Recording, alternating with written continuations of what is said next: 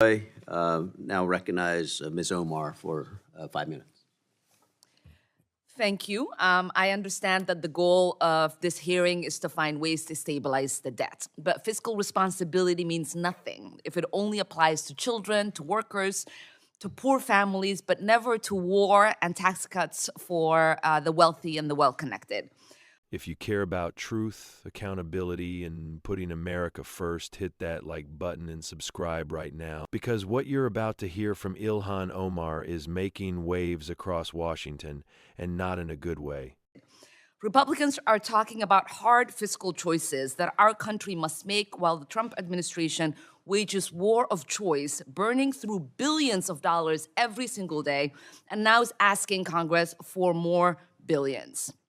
Let's be honest with the American people. When it comes to war, there's always money. There's always money for weapons. There's always money for military contractors. But when children need food, when families need health care, or when a veteran comes home needing support suddenly, we are told there is not enough. We are told that we do not have enough resources to invest in better schools with more teachers or safer communities or more housing. This is a conservative estimate, but so far we've spent over $40 billion and counting that we have spent on the war in Iran.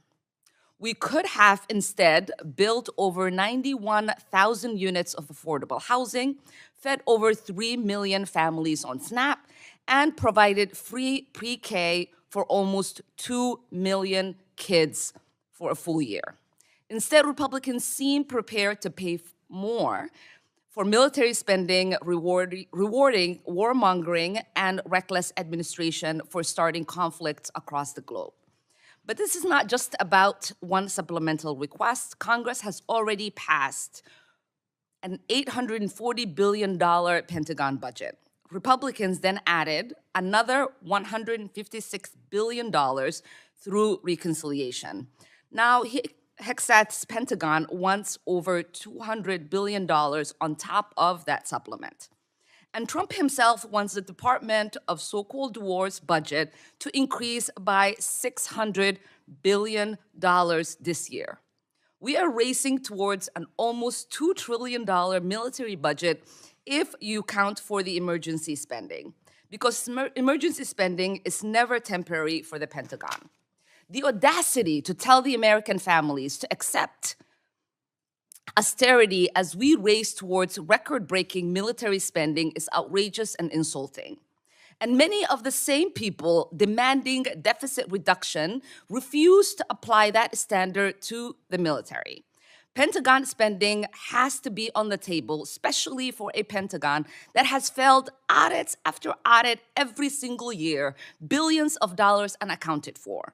Working families are tired of being told their government can afford to bomb another country, but cannot afford to feed its children. I am tired too. I've lived through war. I know it is not a game. It is never one-time cost.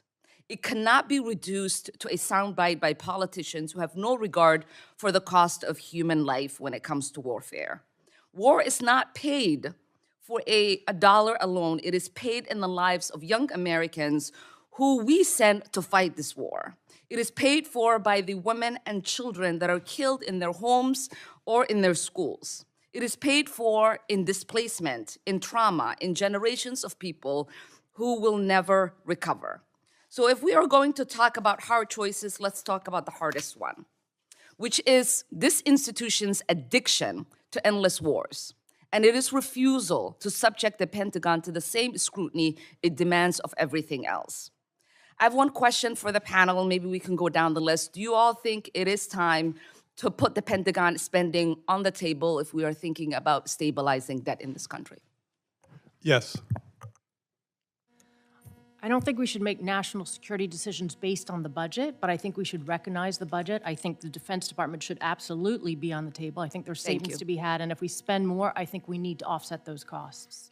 Defense is part of the budget. It should be in the budget, and then you all should decide how to proceed. Thank you. As noted, obviously, we don't want to make national security decisions based on the budget, but it is an element of spending, and all parts of spending and revenue should be part of the conversation and part of the budgeting process.